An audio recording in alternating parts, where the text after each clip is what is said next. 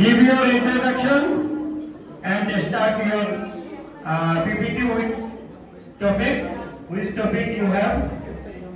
নমস্কাৰ, মোৰ নাম বিনীতা ৰায়। মই হালাকুৰা মহাবিদ্যালয় হালাকুৰাৰ 5th সেমিষ্টাৰত পঢ়ি থকা এজনী ছাত্ৰী। আমাৰ ইয়াত উপস্থিত থকা মোৰ পৰম পূজনীয় শিক্ষকসকল আৰু মোৰ বন্ধু বান্ধৱীসকল। মোৰ ইয়াত টপিকটো হৈছে Koch Rajbongshi community history and culture.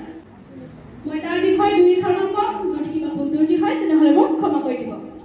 Koch Rajbongshi মূলতঃ হৈছে এটা অসম পশ্চিমবংগৰ বিহাৰ আৰু বাংলাদেশত থকা এটা খিলঞ্জীয়া জনগোষ্ঠী হয়। কোচ ৰাজবংশীৰ মূলতঃ লোকসকলে তেওঁলোকক কোচ বংশধৰসকল বুলি সন্তান বুলি কোৱা হয়।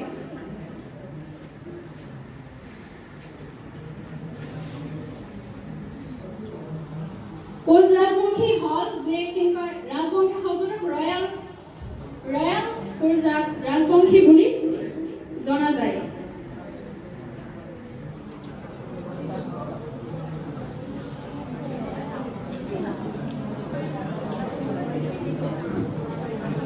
কোচ ৰাজবংশী নৰনাৰায়ণ আৰু বীৰ শিলাৰায়ৰ দ্বাৰা তেওঁলোকৰ প্ৰতিষ্ঠিত কৰিছিল। কোচ ৰাজবংশী আছে কোচ বিহাৰ আৰু কোচ হাজং, এই শব্দ কোচ বিহাৰত ৰাজবংশী শব্দটো কোৱা হয়। আৰু আছে মিউজিক এণ্ড ডেন্স।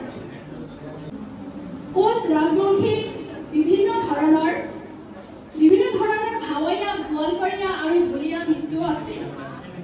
তাৰ ভিতৰত মিউজিকো আছে, যেনে ধৰণৰ দোতৰা, থাম আৰু বাঁহী। আৰু এই গীতবোৰত প্ৰেম প্ৰীতিসকলৰ বাবে লোকগীত প্ৰতিফলিত হৈছে। আৰু এটা হিষ্টৰিকেল বেকগ্ৰাউণ্ড, মানে ঐতিহাসিক পটভূমি। আমাৰ কোচ ৰাজবংশীসকল 1955 চনৰ পৰা 1949 চনত বিশ্বসিংহই তেওঁৰ প্ৰতিষ্ঠা কৰিছিল। কোচ ৰাজবংশীসকলৰ প্ৰধান ড্ৰেছ হ'ল পাঠানি। Okay, thank you, Binita Rai, for your nice presentation.